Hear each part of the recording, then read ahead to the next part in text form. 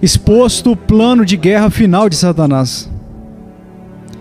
O diabo tem um plano de guerra e eu vou expô-lo esta manhã. Aleluia. Agora há uma batalha final, você sabe. É chamada de Armagedon.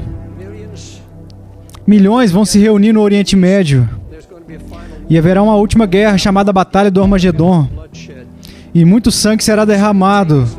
Mas simultaneamente haverá outra batalha final. E essa batalha final é muito mais importante para nós e para Deus do que a do Armagedon. Armagedon é apenas um trabalho de limpeza para Deus. E Ele vai limpar a bagunça. Ele virá com seu poder e a sua glória. E já sabemos o resultado dessa guerra. Mas há outra guerra ocorrendo simultaneamente que já está acontecendo agora. É sobre guerra espiritual. Esta é a guerra que foi declarada. Sim, já lá no Jardim do Éden. Você vai me dizer que sempre houve uma guerra espiritual, o céu contra o inferno. Mas amigos, o diabo nestes últimos tempos está mudando a estratégia dele. Ele está mudando o plano. Porque a Bíblia diz: ai dos habitantes da terra e do mar, pois o diabo desceu até vós com grande ira, sabendo que tem pouco tempo. Agora, essa passagem está localizando essa batalha, essa última batalha estratégica após a cruz. Porque diz que eles o venceram pelo sangue, tem o testemunho do Cordeiro. Então, isso acontece depois do Calvário, depois da cruz. E vamos falar sobre isso esta manhã. Então o dragão se enfureceu contra a mulher. A mulher representa a igreja de Jesus Cristo. E foi para a guerra contra o resto de sua descendência, aqueles que guardam os mandamentos de Deus. E eles têm o testemunho de Jesus Cristo. Essa passagem coloca a guerra da qual estamos falando após a cruz. Aqueles que foram cobertos pelo sangue do Cordeiro. E isso nos leva ao último dia, a batalha da qual eu estou falando. A Escritura nos diz que Ele sabe que está com pouco tempo. E a Bíblia diz que Ele desce e realmente estabelecerá a sua sede, estará entre nós aqui nesta terra. Ele desceu a vocês com grande ira, sabendo que tinha pouco tempo. Isso ocorre no último dos últimos dias. Isso é apontado aqui muito claramente. Eu não sei o que os outros estão pregando sobre a guerra espiritual. Eu ouço um monte de coisas que não fazem sentido. E mesmo quando você diz guerra espiritual, muitas pessoas recuam. Mas, no entanto, a Bíblia diz que uma guerra está sendo travada no céu. Neste momento, uma batalha está sendo travada por sua mente e sua alma. Uma guerra espiritual. E Paulo diz, porque as armas da nossa milícia não são carnais, mas poderosas em Deus, para a destruição das fortalezas. Armas da nossa milícia. Nos diz que é a nossa guerra, a guerra que você e eu travamos como a semente de Jesus Cristo. Satanás vai atrás dessa semente, a Escritura nos diz. E essa batalha é muito mais importante aos olhos de Deus e do inferno do que a batalha do próprio Armagedon. O Espírito Santo vai nos expor os estratagemas do diabo para o fim dos tempos. Estou pensando na estratégia que o diabo tem usado desde o Jardim do Éden. Pense sobre a estratégia que Satanás usou no deserto. As Escrituras nos dizem que Satanás estava indo contra aqueles que estavam atrás do acampamento, na retaguarda. Ele foi para os fracos, ele foi para os aleijados e os enfermos. Ele estava indo para aqueles que não eram realmente judeus, mas tinham saído do Egito com os judeus e que eles queriam fazer parte do que Deus estava fazendo e eles estavam atrás, eles não estavam verdadeiramente com Israel, eles estavam atrás. Quase que eles foram tentados a entrar no próprio acampamento. Mas quando fizeram, a batalha então estava no reino do natural. Era sobre comida, água. Simplesmente tinha a ver com a mera existência em si. E Satanás viria e os tentaria nessas áreas carnais e com muito apetite. E muitos poucos dos ataques de Satanás à igreja no deserto foram contra a liderança. Só podemos encontrar algumas ocasiões. Ele atacou Arão por uma temporada, ele atacou Saul, ele atacou Davi, e você pode encontrar exemplos de líderes individuais sendo atacados, mas é incomum, e você verá que muitos desses homens caíram, mas naquela época a guerra de Satanás tinha a ver com o estômago, tinha a ver com a natureza humana. Mas então vem a cruz de Jesus Cristo. Então o diabo, o diabo precisava de uma nova estratégia, um novo plano. E amigos, o diabo, a Bíblia nos diz, não ignoramos suas maquinações. Maquinações ou truques também significam planos, estratégias. A mesma palavra significa estratégia. Não ignoramos as suas estratégias. Sua estratégia muda continuamente. E agora nós vamos para a cruz. E agora vemos aqui a estratégia do diabo é atacar congregações inteiras. Ele agora ataca os leigos, ataca o corpo da igreja. Ele ataca congregações inteiras. E é incrível quando você estuda, ele atacou a igreja de Corinto, inundando ela com luxúria e carnalidade. Ele vem para a igreja da Galácia com um espírito de sedução. Paulo disse: vocês são tolos, tendo começado com o espírito, agora vocês vão terminar na carne? Ó tolos Gálatas, quem fascinou vocês? Quem fascinou vocês? Quem te enfeitiçou? Uma nova estratégia inimiga. Ela está indo contra as congregações inteiras, atacando os leigos. Nós os seguimos até o livro do Apocalipse, os primeiros capítulos de Apocalipse. Ele ataca a igreja de Éfeso. Ele ataca o seu amor, a devoção a Cristo. Em Esmirna, Satanás brincou e jogou alguns na prisão. Ele enviou blasfemadores no meio deles. Em Pérgamo, ele introduziu falsa doutrina para deixar a igreja com ela. Em Tiatira, o diabo enviou mestres com o espírito de Jezabel para seduzir a congregação e induzir ela à fornicação. E quando ele chega à igreja de Sardes, descobre que a formalidade e a morte se apoderaram dela. Em Laodiceia, o espírito de mornidão, a ganância e materialismo cegou toda aquela congregação. Você entende? Então nós podemos ver que ele está atacando os leigos, ele está atacando as congregações contra as massas de crentes. Você raramente encontrará no Novo Testamento que ele vai ou vai ser capaz de derrubar líderes espirituais. Para aqueles homens espirituais, líderes da igreja de Jesus Cristo. E você descobre que vem de novo, como no Antigo Testamento. Naufrágios, espancamentos, prisões. Chega Paulo em carne e osso. Mas você não verá Paulo se curvando a isso, nem Pedro, nem qualquer um dos outros discípulos, exceto Judas. A batalha agora é pela igreja. O leigo, ele a ataca, vem em etapas, ele trabalha no natural. Ele ataca a congregação. E nós veremos em alguns momentos para onde ele está se movendo. E eu sei que recebi isso do Espírito Santo e Deus tem lidado com o meu coração neste assunto com muita firmeza. E isso impactou minha vida espiritual. E eu confio que Ele fará o mesmo em vocês nessa manhã. Porque você entende, os golpes eram contra a carne e também na esfera espiritual. Mas contra as massas. E eu digo isso agora, nestes últimos tempos, neste curto período de tempo. O diabo, com muita raiva, sabe que tem que mudar a estratégia dele. E esta é a estratégia. Eu vou atacar os líderes. Ele diz, eu vou direcionar toda a minha atenção para todos aqueles que têm autoridade espiritual. Eu vou me concentrar em cada pessoa que anda perto de Cristo, todo guerreiro de oração. Eu vou atacar a própria fé desses guerreiros. Eu vou para suas casas, para os seus casamentos. Eu vou tentar paralisar todo homem e toda mulher cheios do Espírito na face da terra. Você pode ver um pequeno vislumbre dessa estratégia que o diabo usou no Antigo Testamento.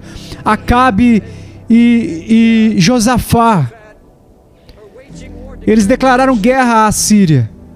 E o diabo mudou a estratégia, dando-nos uma pequena dica do que estava por vir nos últimos tempos. Tenho certeza de que Satanás se lembrou dessa estratégia e como funcionava. Ele tinha 32 capitães e chamou eles e disse-lhes, tem uma estratégia, tem um plano. Eu quero 32 capitães, condutores de carruagem, capitães de carruagem. E temos apenas uma missão. Eu não quero que lutemos com nenhum dos soldados. Eu quero que eles vão para o acampamento do inimigo e eu quero que eles peguem Saul. Deixe-me ler a passagem para vocês. Mas o rei da Síria havia comandado seus 32 capitães de carros, dizendo, lute nem com grande nem com pequeno, mas somente contra o rei de Israel. Ele disse que se o pegarmos, todos vão fugir. Se eles não têm liderança, se eles não têm ninguém com autoridade, eles vão fugir para suas casas, eles vão fugir para as cavernas. E foi exatamente o que aconteceu. Quando uma flecha fortuita, sabemos que não foi fortuitamente, que uma flecha atingiu Saul e ele morreu em sua carruagem. E as escrituras dizem que isso foi proclamado em todo o exército, cada um para a sua cidade, cada um para a sua terra. Já que não temos mais liderança, cada homem faz o que lhes convém. Ou seja, para quem pode se salvar. E o mesmo está acontecendo na igreja de Jesus Cristo hoje em dia. Podemos ver como essa estratégia se desdobra em todos os lugares. Pastores, missionários, líderes cristãos, diáconos, anciãos da igreja caindo de um lado para o outro. A autoridade deles espiritual está sendo roubada deles. Podemos ver essa estratégia se desdobrando diante dos nossos olhos. Essa foi a mesma estratégia usada no Iraque. Eles usaram as chamadas forças especiais que foram enviadas a Bagdá 6 meses antes da guerra. E todo o trabalho deles, eles usavam roupas árabes. E eles tinham fundos e tinham que rastrear Saddam Hussein em todos os lugares. Vocês se lembram a noite do primeiro bombardeio? O primeiro ataque ocorreu porque eles tinham um relatório do serviço de inteligência, o que eles chamaram de planejamento estratégico. E aquele primeiro grande bombardeio caiu sobre um palácio, onde, de acordo com o relatório do serviço de inteligência, Saddam e sua equipe estavam realizando uma reunião, e muitos ainda acreditam que ele faleceu durante aquele primeiro ataque. Mas se você se lembram da guerra, os britânicos bloquearam uma parte da cidade à direita e assumiram o controle de uma rodovia até Bagdá, 150 milhas das tropas e tanques, com um propósito apenas: cercar Bagdá e fazê-la se render. Vá para os líderes, não lute contra o exército iraquiano.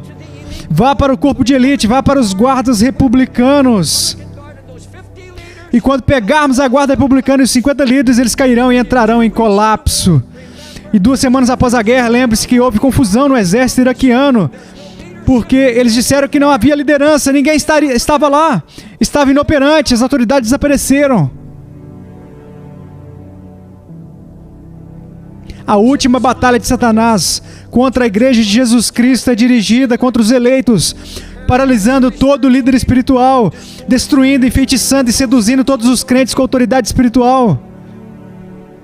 E agora nós vemos como o diabo usa todas as coisas inventadas pelo homem como uma arma para usar nesta guerra. O diabo é o dono da internet. É a propriedade dele. 300 mil páginas de pornografia na web. Ele é o dono. Ele é o dono da indústria do cinema. HBO, eu não sei o que isso significa.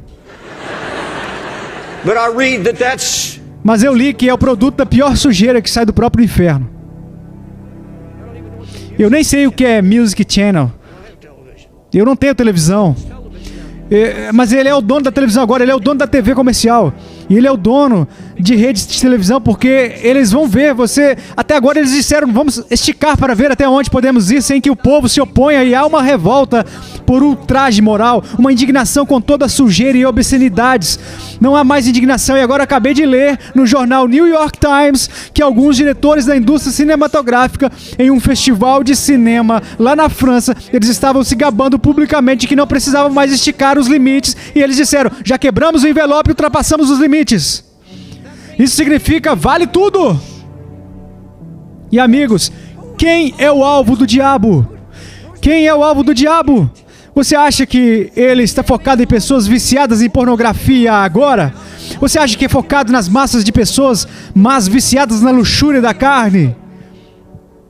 Essas já são propriedade dele. O rei da Síria, ele disse: não vou desperdiçar munição. Não vou desperdiçar nenhum ataque ou tropa contra essas massas. Todo o meu poder, tudo é dirigido contra os líderes. Essas coisas são dirigidas agora, tudo que sai do inferno é dirigido intencionalmente. E você vai me dizer: você está falando apenas dos pastores evangelistas? Não.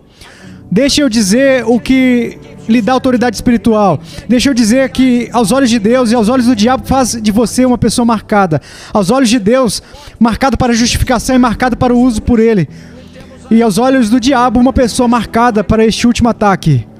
E é você, centrou o seu coração em Cristo, você o busca com todo o seu coração, com toda a sua mente, alma e espírito, você se separou das coisas deste mundo e de você, ele se agarrou a algo a não quer deixar ir, e o diabo sabe disso. Se você é um testemunho da justiça de Cristo dessa era negra e iníqua, se você é um homem ou uma mulher de oração e crê e confia em Deus e anda na justiça de Cristo pela fé, você está marcado.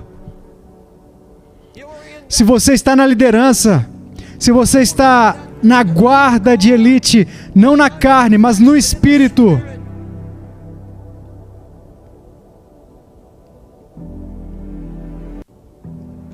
o diabo não está indo para seus próprios filhos. Ele já os possui. Por que desperdiçar a munição dele? Ele seria um demônio estúpido e se desperdiçasse sua munição com aqueles que já estão mortos. Satanás entende que o pecado secreto na vida de um homem espiritual o paralisará. Que todo o seu poder e autoridade desapareceriam. E se ele continuar em seu pecado e se tornar um hábito, o diabo sabe que este homem não pode mais falar por Deus. Sabe que não terá mais impacto sobre ninguém que vive em pecado. A Bíblia diz que os mortos voam na pomada, versão King James, mas no hebraico original diz moscas da morte. Eles fazem o perfume do perfumista feder e cheirar mal. Mau cheiro. Portanto, um pouco de loucura que é tida como sábia e honrada. Deus diz, eu quero mostrar a você. Ele nos fala pela sua palavra, eu quero mostrar a você. Eu quero te mostrar. É aquela mosca morta. É o que você acha que é insignificante e que não foi julgado. E que o inimigo vem e apenas joga. E agora aquele cheiro perfumado, aquela vida de oração. E agora há uma mosca morta. Porque você vê, há um compromisso, há algo do mundo, há algo do pecado, há algo da carne. E a Bíblia diz que os mortos voam no óleo da assunção. O óleo da assunção. O óleo da assunção de uma mosca morta, aquela coisa com a qual Deus tem lidado. Aquela coisa, ele disse, que lindo romance começou a exalar de repente um fedor.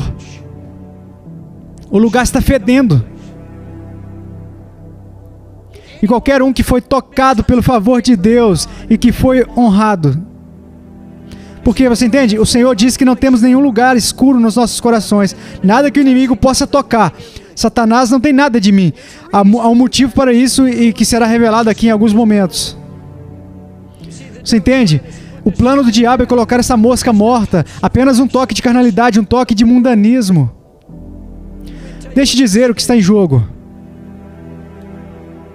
E a razão pela qual Satanás está agora direcionando todos os seus ataques contra homens que são espirituais. Paulo declara qual é o problema, e aqui está. Mas o homem natural não percebe as coisas que são do Espírito de Deus, porque para eles são uma loucura. E não pode entendê-las, porque elas têm que ser discernidas espiritualmente. Paulo nos disse que existe um homem espiritual e que existe um homem natural. O homem espiritual conhece a mente de Cristo e é cheio do Espírito Santo. Não há partes escuras nem moscas da morte dentro. Ele tem sabedoria espiritual, ele tem revelação de Deus, ele gosta do céu aberto. E Deus revela os seus pensamentos ao homem espiritual. As Escrituras nos dizem coisas que Deus preparou para aqueles que o amam. Coisas que nenhum homem conhece, que Deus revela e fala por intermédio daqueles que são espirituais. Paulo disse, e nem a minha palavra, nem a minha pregação foram com palavras persuasivas de sabedoria humana, mas com demonstração do Espírito e de poder. E ele disse, quando ouviram a minha pregação, quando eu cheguei a Corinto, ele estava se referindo à sua visita a Corinto. E disse-lhes que quando veio a eles, decidi nada saber entre vós, exceto Jesus Cristo e este crucificado. Porque Paulo conhecia essa congregação, eles viviam em fornicação, incesto, viviam cheios de ganância. Eles participaram da ceia do Senhor e beberam essa ceia de forma indigna. E ele disse a eles, eu tinha que determinar como eu iria me apresentar a vocês. Eu não posso vir com sabedoria humana, eu aprendi lá em Atenas. Minha maneira de pensar não pode estar de acordo com a maneira de pensar do mundo.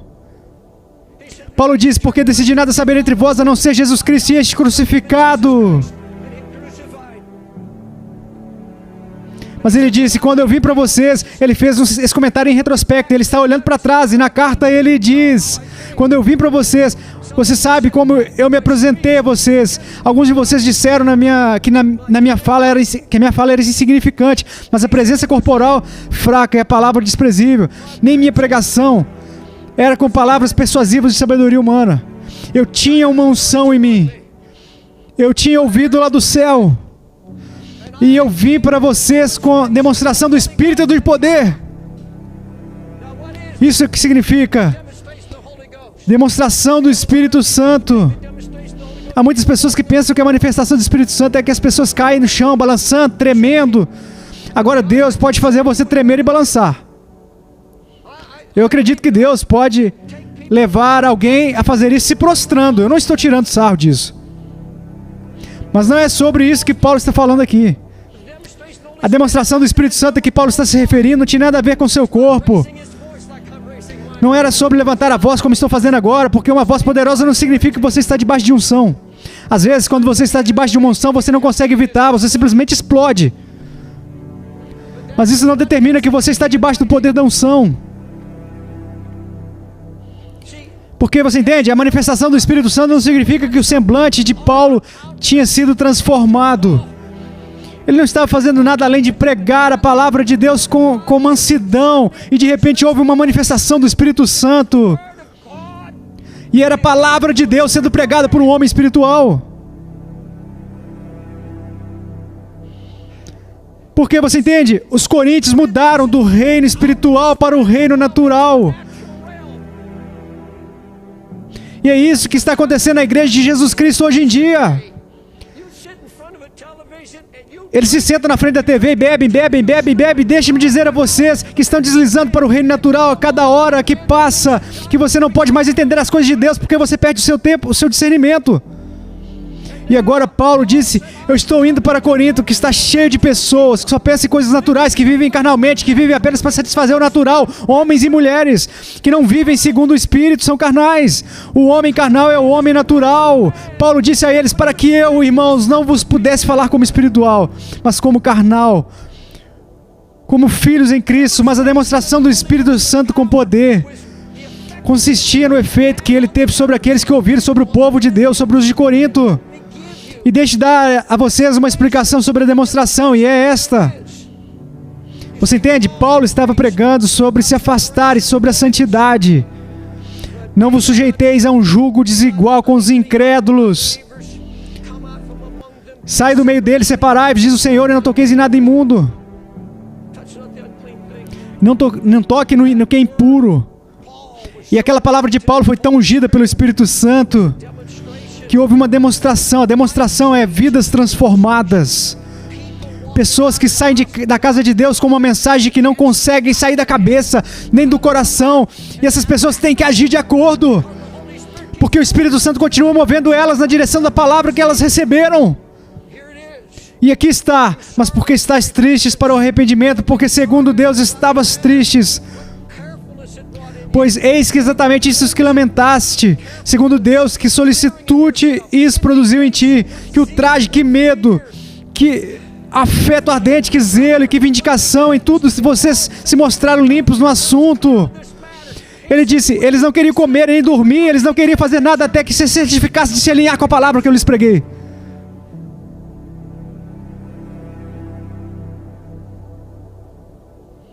Eles se afastaram de Cristo e estavam comprometendo.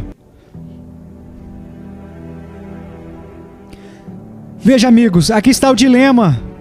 Nós vamos sair agora.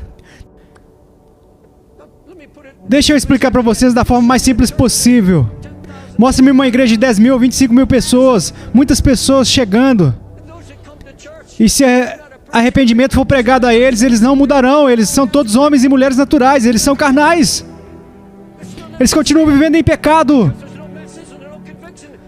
Porque não há mensagem, não há convicção do pecado. E o Espírito Santo não está se movendo na igreja. E se o homem no púlpito é um homem ambicioso, e se ele também é um homem natural e carnal, eu digo a eles que toda a congregação pode ir para o inferno. Toda a congregação pode ir para o inferno, porque não há mensagem, eles não entendem. Ninguém abriu os olhos deles. Nenhuma mensagem do céu perfura a parede e nada penetra nos seus corações. Nada penetra nos seus corações. E eu estou convencido de que há tantas pessoas a caminho do inferno dentro da igreja quanto em qualquer outro lugar da sociedade. A caminho do inferno dentro da mesma igreja. Porque os homens naturais estão pregando aos homens naturais e eles não podem discernir. A taxa de divórcio na igreja é a mesma que a taxa de divórcio no mundo hoje em dia. A taxa de divórcio no ministério é a mesma que a taxa de divórcio no mundo secular. Que comentário triste. Agora, onde eu quero chegar com isso? Satanás sabe que se ele conseguir seduzir um homem a cair de volta no reino natural, eles não são mais capazes de ouvir ou receber uma palavra que pode mudar suas vidas. Eles ficam cegos. Não há mensagem, não há unção, nada que penetre nos corações. Isso é precisamente o que Satanás está procurando. Ele procura todo ancião, diácono, mestre de escola dominical, que seja espiritual.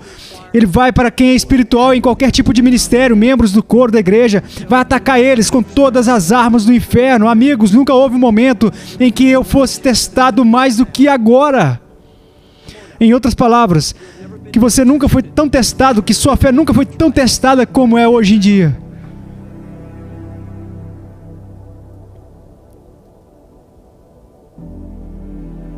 Eu estava conversando com um vizinho recentemente. Eu só fui até ele e conversei com ele. Ele estava bebendo. Ele me disse: "Você é o reverendo?" E eu respondi: "Sim." E ele me confessou: "Quando eu soube que você estava se mudando para este bairro, pensei que você fosse algum tipo de pregador velho e mal-humorado. Mas eu investiguei você na internet e acho que você está ok."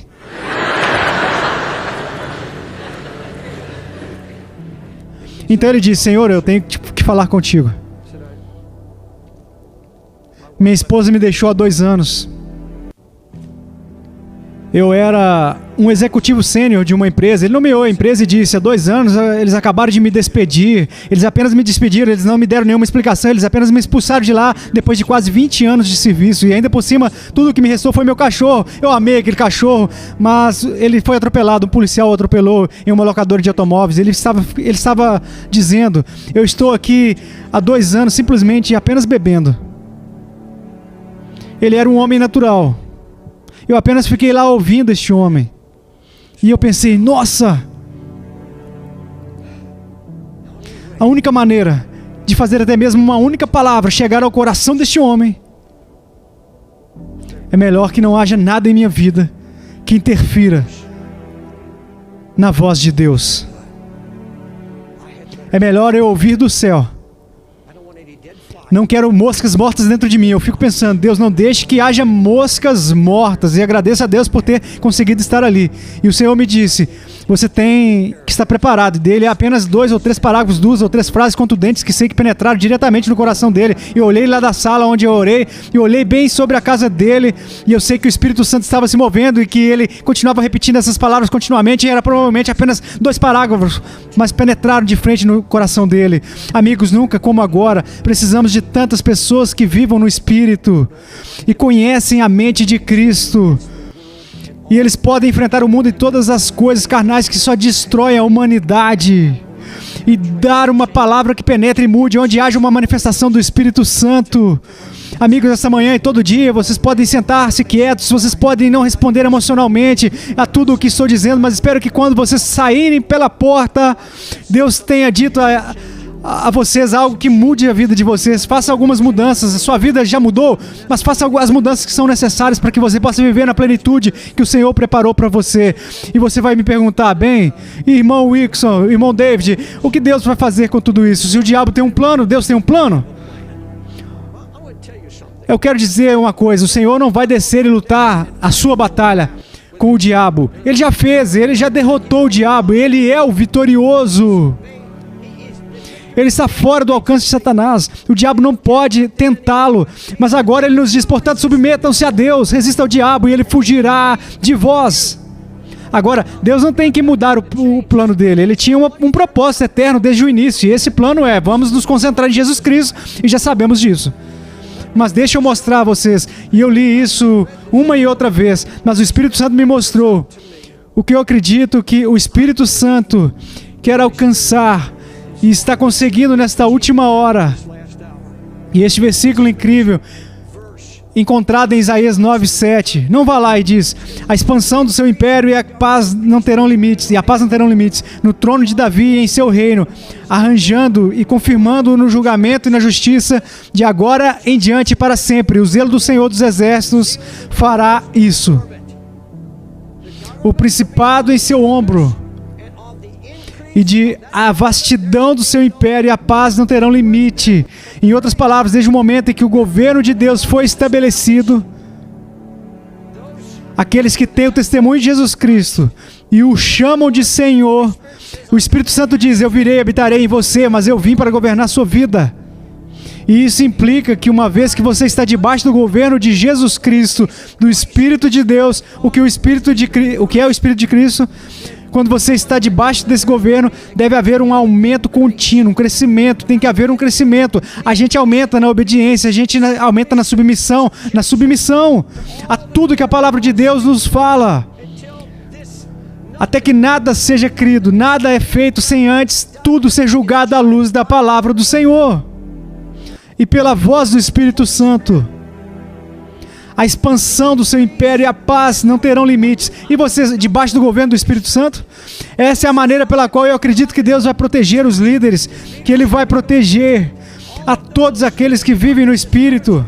Ele vai te proteger, mas Ele não vai acabar com a pornografia. A Bíblia diz: mas os homens maus e enganadores irão de mal a pior. As coisas vão ficar tão feias que o conteúdo sexual vai ficar brutal, vai ser incestuoso, vai ser obsceno, vai ser a sujeira mais obscena, mais incrível que o mundo já conheceu. E Deus não vai acabar com isso imediatamente até o fim. O diabo virá com a sua inundação, a inundação aumentará, as marés inundarão. Mas ele vai criar uma imunidade espiritual, vai fazer algo no coração do seu povo, porque o governo de Jesus Cristo vai crescer cada vez mais.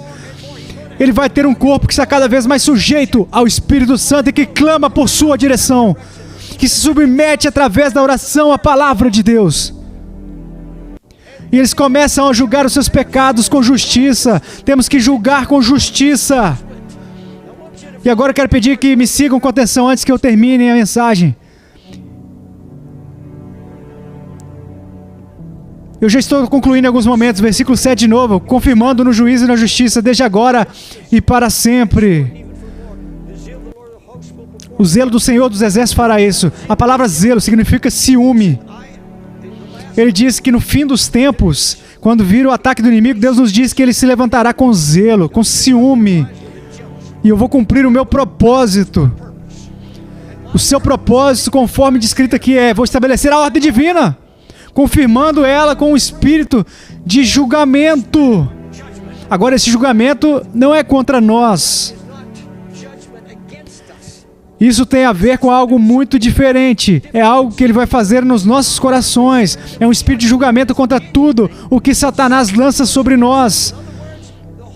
Em outras palavras, o Espírito Santo vai fazer de você o juiz do seu próprio coração. A palavra usada ali é litigar. Litigar significa lutar contra tudo que vem. Isso é o que o apóstolo Paulo está dizendo. Por outro lado, o espiritual julga todas as coisas, mas ele não é julgado por ninguém. O espiritual julga todas as coisas.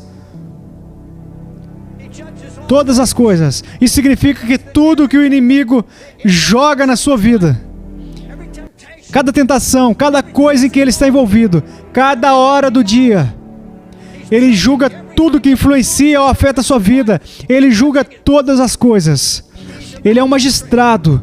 E o Senhor concedeu a ele poder pelo seu Espírito Santo para se sentar como um juiz de sua própria vida. Ele diz: se então nos examinássemos, não seríamos julgados. Você já conhece essa porção da Escritura. Deixa eu ser franco. Se ele está flertando com uma pessoa, com a esposa de outro homem, ou o homem que pertence a outra mulher. Isso se chama adultério. Julgue a si mesmo. Agora mesmo, chame pelo nome. Isso é pecado. Diga a ele o que ele é.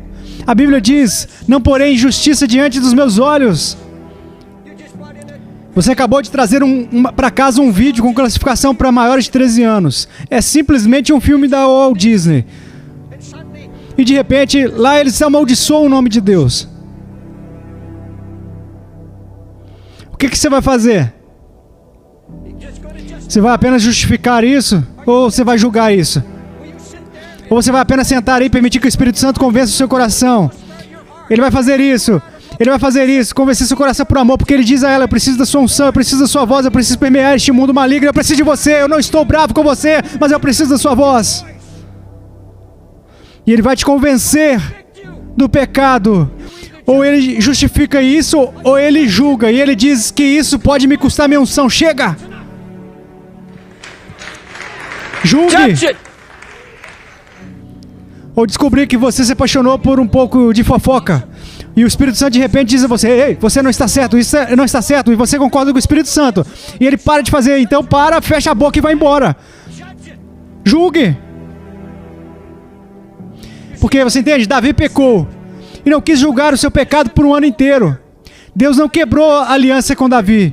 Ele não quebrou a aliança. Ele não quebrará a aliança com você. Mas ele enviou um profeta que lhe disse qual era o problema. Davi, até que você concorde com o Espírito Santo, até você julgar o seu pecado e chamá-lo do que é, e você não o justificar. Davi estava justificando o pecado dele. E assim que Davi deixou de justificar o seu pecado, somente então as promessas do pacto foram renovadas em sua vida. E cada promessa da aliança de Deus aguarda um momento em que você e eu iremos concordar com o que o Espírito Santo diz. Isso é pecado. Não vou chamar por outro nome. Eu vou julgar isso. Eu não posso viver na descrença. A descrença é a mãe de todos os pecados. E você começa a perceber que está duvidando de Deus e questionando Deus. Vamos lá, amigos, julguem pelo que é pecado. Se não julgarmos, tudo o que estamos fazendo é pregar segurança eterna. Temos que julgar os nossos pecados, porque Deus nos deu a mente de Cristo. Temos a mente de Cristo em nós, temos o Espírito Santo. E eu digo a vocês que no momento que vocês concordam com o Espírito Santo, ele vem com todas as promessas da aliança, e a Bíblia nos diz claramente. Está aqui nas Escrituras: porque o inimigo virá como um rio, mas o Espírito do Senhor levantará uma bandeira contra ele. E eu consultei a palavra Standard na versão King James, e você sabe qual é o verdadeiro significado? Significa fazer um gesto com o dedo. No momento em que você concorda com o Espírito Santo, no momento em que você julga o seu pecado e diz: eu não vou perder a minha unção, eu não terei uma morte voando em minha mão, não vou permitir que o diabo roube a minha eficácia e eu julgo o meu pecado. Quando isso acontece, o Espírito Santo vem, vira e lança fora o poder do inferno operando na sua vida. Com apenas um dedo, está feito, está terminado. Ele te enche com seu poder glorioso, que é a demonstração do Espírito Santo em seu poder. Essa é a demonstração. A demonstração está julgando o seu pecado e o poder começa a fluir dentro de você. Glória a Deus. Que Deus poderoso nós servimos. Peço que se levantem. Aleluia.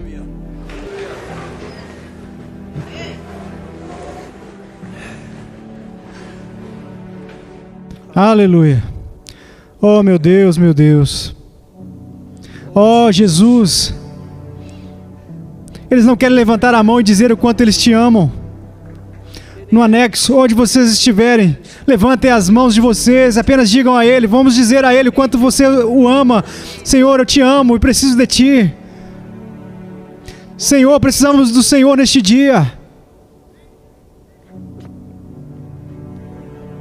Oh, louvado seja o Teu nome.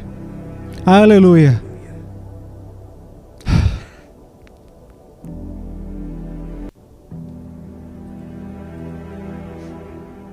Aleluia. Peço que curve sua cabeça. Senhor, O Senhor ama tanto o seu povo. O Senhor ama tanto os seus pastores e todos aqueles que estão na liderança. Eles são a sua família, eles são carne da sua carne e osso do seu osso. E o Senhor não vai permitir que o inimigo os destrua. Senhor, o Senhor virá com grande poder e autoridade. O Senhor vai se manifestar pelo teu Espírito. A lei de Deus escrita nos nossos corações, submetendo-nos à palavra de Deus e ao seu Espírito. E, Senhor, seremos mais do que vencedores, não apenas vencedores, mais do que vencedores. Aleluia. E agora, Senhor, estou pedindo ao Senhor uma manifestação do seu poder, do poder do seu Espírito Santo, com poder para nos mudar. Para aqueles que estão aqui agora, enquanto eu estava pregando, o Espírito Santo estava me mostrando algo, talvez moscas mortas, uma mosca que traz morte, algo que o Espírito Santo tem estado de forma maravilhosa, amorosamente insistindo, dizendo-nos: mude, mude, faça uma mudança antes que se torne um hábito e que você não enxergue mais isso como pecado e comece a justificar esse pecado. Ó Senhor, queremos concordar com o Espírito Santo e chamá-lo do que ele é. Se você está aqui essa tarde, ou eu quero dizer essa manhã, se você sentiu algo nessa mensagem capturando o seu coração,